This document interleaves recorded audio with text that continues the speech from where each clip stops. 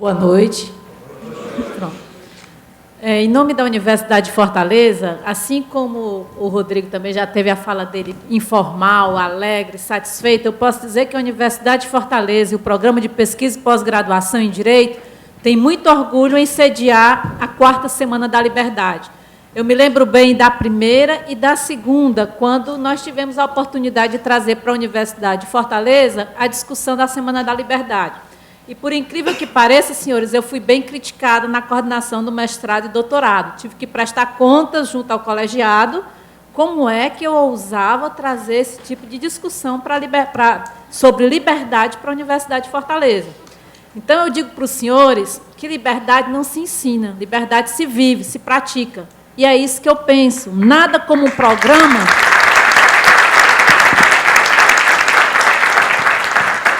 Nada como um programa de mestrado e doutorado, o local ideal para que se abram as portas para as discussões, para os debates, para o processo de tese e de antítese. O direito vive da tese e da antítese. Se isso é negado ao corpo docente e discente, não se pode falar nem de pesquisa, nem de pós-graduação, nem sequer de uma universidade. A universidade é aquele local multicultural, no qual se exercita o princípio da alteridade. Aqui se discute questões relativas a Marx ou a tantas outras pessoas que acreditam que o desenvolvimento só se dá por meio da intervenção do Estado, como também se discute também a existência do parágrafo 1º, do artigo 1º da Constituição, que fala dos valores sociais do trabalho e da livre iniciativa. A nossa teoria pessoal é aquela teoria que eu acredito que também é da Wynne, do no pay, no gain, né? A experiência de vida da minha família, que veio como imigrante do sul da Itália, sem bens, e que conseguiu, no interior do estado do Piauí, especificamente na cidade de Picos, por aí vocês imaginam, não é? Criar tantos filhos, conseguir garantir a cada um o direito à educação, o acesso à educação, e construir famílias capazes de desenvolverem o seu potencial e os seus direitos de personalidade. Com certeza, isso não foi por meio da intervenção do Estado. Foi por meio de muito trabalho, muita dedicação e de esforço. É esse o esforço que eu acho que o nosso Instituto, juntamente com a Universidade de Fortaleza, faz questão de parabenizar aqui em nome do senhor Deusmar, não é? Ele que conseguiu, que tem uma história de vida repleta de decisões positivas. Eu sou capaz de desenvolver as minhas potencialidades. Não é porque eu não tive o privilégio de nascer já detentor de fortuna que eu vou me acomodar. Ou não é porque eu também fui detentora disso que eu também vou me acomodar. Ao contrário, ele, assim como Edson Queiroz, fizeram questão de construir as suas próprias histórias. Os dois comerciantes, os dois vendedores, os dois, como ele mesmo faz questão de colocar aqui na sua história, que consta das redes sociais. Ele, vendedor de frutas, ele conseguiu estudar, ele foi, inclusive, coordenador de um curso de economia da Universidade de Fortaleza. Não é? Então, é um prazer tê-lo novamente a essa casa, não é? Agora, como exemplo a ser dado, como exemplo de vida a ser seguido por todos nós, aquele que conseguiu, por meio do seu esforço individual, superar as agruras do dia a dia. Mas eu gostaria também de falar para os senhores, além desse esforço, além daquele potencial do no pay, no gain, também a questão da responsabilidade social. Ou seja, do meu ponto de vista, não basta o desenvolvimento individual. É necessário, sim, que se pense no desenvolvimento coletivo. Por quê? Porque não se pode ser feliz só. Já se dizia que só um Deus ou um louco é capaz de encontrar essa felicidade individual. Eu acredito que também é isso que traz o nosso homenageado à Universidade de Fortaleza, numa segunda-feira à noite, depois de um dia de trabalho, estando, inclusive, adoentado da própria garganta, vem aqui no esforço individual de tentar trazer para vocês a questão do desenvolvimento do capital humano e do capital social. Mais do que o progresso e a conquista individual, ela só se faz plena se também se alcança esse desenvolvimento coletivo. Aí eu diferencio um pouco, talvez, dos pensamentos do meu colega que me antecedeu, e eu fico pensando, eu tive a oportunidade de estar agora na defesa de uma tese de pós-doutorado de um dos nossos professores, o Nestor, e ele se saiu muito bem com sucesso ao falar da justiça restaurativa, contrária à justiça restaurativa, dizendo que não acredita, porque ele não entende o que é comunidade. E isso, para mim, é um problema, porque essa nova geração ela tem dificuldade em pensar o que é desenvolvimento coletivo e o que é comunidade. Como é que uma comunidade é capaz de pensar numa pena alternativa ou de uma situação alternativa? Eu digo para os senhores que se faz necessário, sim, pensar em responsabilidade social. E é isso que eu penso que o nosso homenageado também está aqui contribuindo para a formação dessa responsabilidade social das empresas. Por quê? Porque é, sim, possível conciliar lucro e pessoas. Eu tive no meu projeto também de pós-doutorado, que foi sobre responsabilidade social das empresas, e por muito tempo eu fiquei na dúvida se basta o lucro e se essa história de formação de capital humano, capital social, era uma simples peça de marketing, né? E eu vejo que ela é mais do que uma peça de marketing. Tá? Ela é importante que se possa capacitar os seus funcionários, é importante que você tenha esse desenvolvimento coletivo, porque ele vai resultar, sim, em lucro, mas, mais do que isso, vai resultar num desenvolvimento sustentável. Não são palavras vazias, quando você realmente começa a ver que um exemplo individual, como o da farmácia Pague Menos, ela conseguiu se desenvolver nessa característica do seu mentor intelectual de fazer com que aquilo fosse um grupo, que fosse um pensamento que o lucro não é só o lucro financeiro, é um lucro que gera emprego e renda, que gera a possibilidade da própria pessoa se libertar e se emancipar do Estado por meio do seu salário, por meio de pensar que aquilo vai gerar um progresso individual e coletivo. É nesse contexto que o programa de pesquisa e pós-graduação em Direito abre as portas do auditório, da sua biblioteca e de todas as suas salas, querendo que vocês também sejam partícipes dessas ideias. O Rodrigo já falou que ele está encerrando um período de coordenação em que um novo gestor virá, e a esse novo gestor também a Universidade de Fortaleza faz questão de contribuir. A UINE é a coordenadora desse grupo de pesquisa aqui na universidade, é uma honra, é um prazer tê-la conosco. Às vezes é difícil um pouco defender as ideias da UINE, porque ela disse que prefere um cartão de crédito, porque todo o rol de o artigo 5º juntos, não é? E a coordenadora fica assim meio que segurando as pontas, porque vocês imaginam, são 22 professores de doutorado, cada um com as suas ideias próprias. Então, eu sou professora de Direito Constitucional, não é? E vejo que realmente a Constituição ela foi um marco como Constituição cidadã, mas ela foi um marco, sobretudo, porque ela retornou à Constituição de 1824, né? Aquela que Dom Pedro I inseriu a liberdade. Liberdade de expressão, liberdade de religião, liberdade de negociar.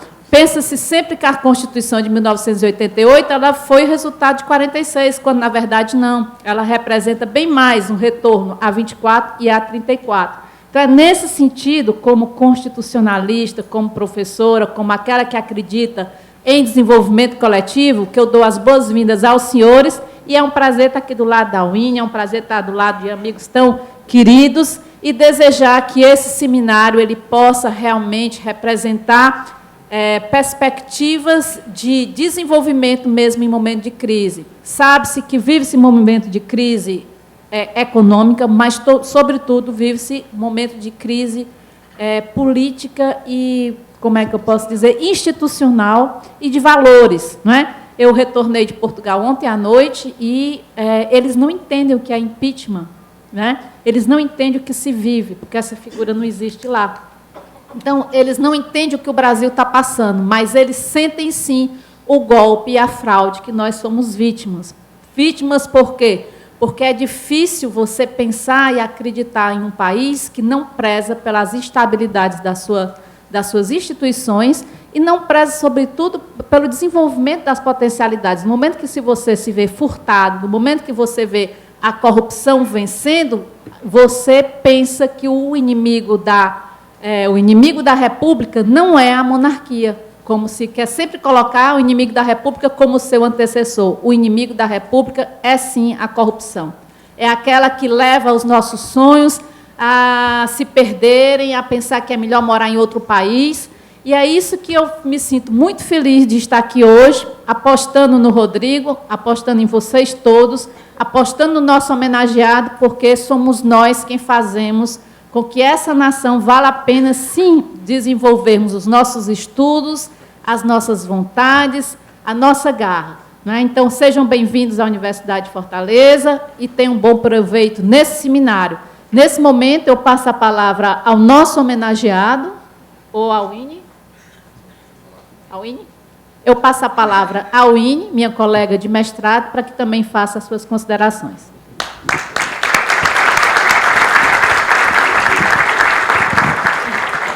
Boa noite, senhores. É uma alegria receber de novo aqui na Unifor. Essa universidade tão querida que não foi minha casa de formação, mas é minha casa de coração. Para mais essa Semana da Liberdade. Novamente aqui no auditório maior. Acho que da próxima vez a gente vai precisar fazer no estacionamento. Mas não tem problema. Só corrigindo a Gina, eu troco o artigo 5º tranquilamente para um cartão de crédito, agora sem limite e dependente, que é para nem me preocupar com a conta. Troco fácil. Tá ouvindo, né? Bom, senhores, a Semana da Liberdade me faz lembrar de uma coisa muito boa. Eu, como professora de Direito há tanto tempo, eu estudo Direito há algum tempo já, nem vou dizer quanto tempo, né, Gina? Não precisa. Mas o fato dessa semana, desse seminário, ser multidisciplinar, faz lembrar que nós, professores e estudiosos do direito, não somos os detentores absolutos do conceito de liberdade. Nós tendemos a pensar isso. E o direito, na verdade, eu, como uma admiradora da Escola Econômica de Chicago, eu entendo que o direito é apenas um sistema de incentivos. E esses incentivos, eles funcionam. Nós temos hoje, e é por isso que eu fico tão feliz em ouvir ideias um tanto quanto diversas daquelas que eu tendo a ouvir na academia, entre os meus pares, que a liberdade é importante, que os direitos são importantes, desde que essa autodeterminação venha acompanhada de responsabilidade. Nós vivemos uma era, e muito culpa, a professora Gina vai ter que me perdoar, por conta dessa Constituição de 1988, que eu realmente não admiro, que se criaram direitos demais. Nós temos uma era apenas de direitos. E o que são os direitos sem deveres? Porque a cada direito corresponde o dever de alguém. Então, hoje nós temos um excesso, olhem só que contraditório, um excesso de liberdade sem responsabilidade. E liberdade sem responsabilidade não é liberdade, porque você escolhe e não arca com consequência da sua escolha. Eu tenho uma pulverização do risco para escolhas individuais. Isso é o que de mais perigoso pode haver no ordenamento jurídico. Eu escolho e não arco com as consequências. Isso não é liberdade e isso não deve ser um sistema ou um entendimento de um ordenamento jurídico. E eu temo, pois isso está se consolidando cada vez mais no Brasil. Eu fico muito feliz quando eu vejo nesse tipo de evento e em outros nos quais eu pude participar, ideias diferentes, ideias que procuram oferecer, sim, ampla autodeterminação, sempre com a responsabilidade correspondente. Não faz sentido eu praticar um ato e por ele não ser responsável. Nesse caso, eu não poderia sequer praticar aquele ato, eu teria que ser interditado. E o crescimento desse tipo de ideia, de escolha sem responsabilidade, é realmente muito perigoso para a estrutura, inclusive institucional, de qualquer país, de qualquer ordenamento. Eu tenho trabalhado, e eu sei que eu aprendi da pior maneira, que é um serviço muito difícil se fazer lei, e eu estou trabalhando agora no novo Código Comercial. Eu gosto muito do nosso Código Comercial de 1850. Sempre quando eu tenho passeado muito pelo Brasil e pelo mundo falando do Código Comercial de 1850, e as pessoas se admiram dele ser tão antigo. Eu digo, não, antigo não, longevo. Longevo que é muito bom e muito bem feito. Na verdade, eu só encampei a ideia de um novo Código Comercial porque 90% dele, exceto o direito marítimo, foram revogados pelo Código Civil. Esse sim, péssimo. Então, a rigor, o Código de 1850, assim como a Constituição do Império, na minha opinião, são absolutamente melhores do que nós temos hoje. Nós tínhamos, realmente, o Dom Pedro foi muito inteligente nisso, um código feito por empresários. E se eles mesmos fizeram, provavelmente é por isso, a isso que se deve a longevidade do direito marítimo no Código Comercial. E nisso eu tenho visto como as pessoas tendem a querer, dentro da lei, se eximir de responsabilidade. E se eu puder ter algum mérito na escrita desse código, vai ser exatamente tentar dar o máximo de liberdade para o empresário, com o máximo de responsabilidade também. Se pode fazer qualquer coisa, desde que se arque com as consequências. É muito bom ver aqui painéis sobre filosofia, arte, direito, economia, interagindo a respeito de um tema tão interessante. Eu espero realmente poder ver e poder ajudar no que eu puder, na academia, na minha vida profissional de advogada, a expandir essas ideias o máximo possível. Eu agradeço muito a ser funcionária dessa universidade, ser professora dessa universidade que preza tanto pela liberdade, que preza tanto pela pluralidade, desculpem. Muito obrigada.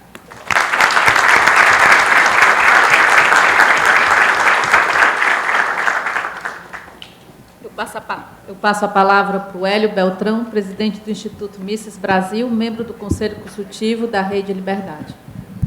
Só queria deixar uns votos de boas-vindas e dizer que é um grande prazer eu estar aqui novamente numa parceria do Instituto Mises Brasil com o Instituto Liberal do Nordeste e, mais do que isso, uma parceria minha do Rodrigo, que é uma pessoa que eu admiro muito, sinto um grande privilégio de ter como amigo. E a gente está começando a mudar esse Brasil, né, Rodrigo? Acho que pouco a pouco, com essa ajuda de vocês, a gente está conseguindo inocular essas ideias aí nos debates e, eventualmente, a gente vai chegar nas políticas públicas. É um prazer também estar com a Winnie aqui, que deu uma palestra espetacular lá no Fórum da Liberdade, eu já conhecia de antes.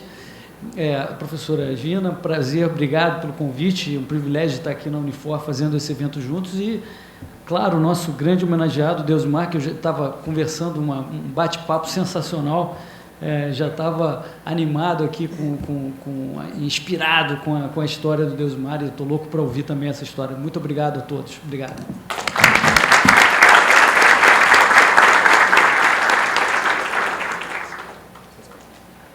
Bom, antes de passar a palavra ao nosso homenageado, o Rodrigo está dizendo que todas as perguntas que os senhores quiserem formular, por favor, façam por escrito.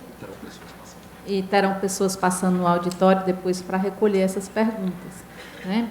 O cearense Francisco Deusmar de Queiroz, eu já posso dizer a idade, aparenta bem mais jovem, mas tem os seus 60 e poucos anos bem vividos. Não é? Depois de amanhã, eu estava aqui calculando, né? 69, né? Os 69 anos bem vividos, nascido na cidade de Amontada, interior do estado do Ceará, cursou administração na Universidade Federal, foi coordenador do curso aqui na Universidade de Fortaleza, não é?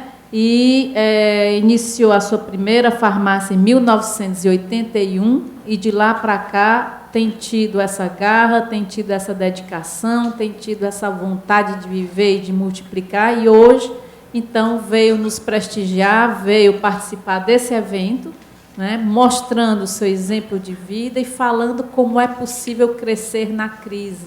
Né? Se fala tanto de crise, e os senhores bem sabem, tem pessoas que choram e tem outros que vendem lenços, não é? É um ditado popular que já fala isso.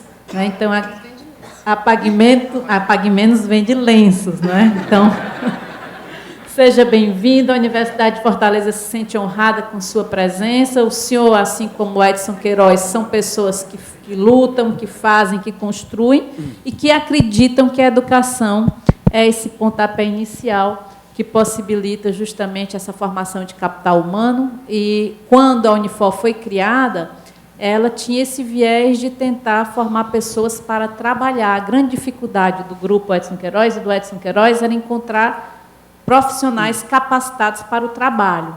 Então, ao montar essa universidade, que tem mais de 40 anos, o intuito dele era colaborar para a formação desse capital humano, pessoas capazes de trabalharem, de desenvolverem as suas potencialidades e não termos mais que importar trabalhadores.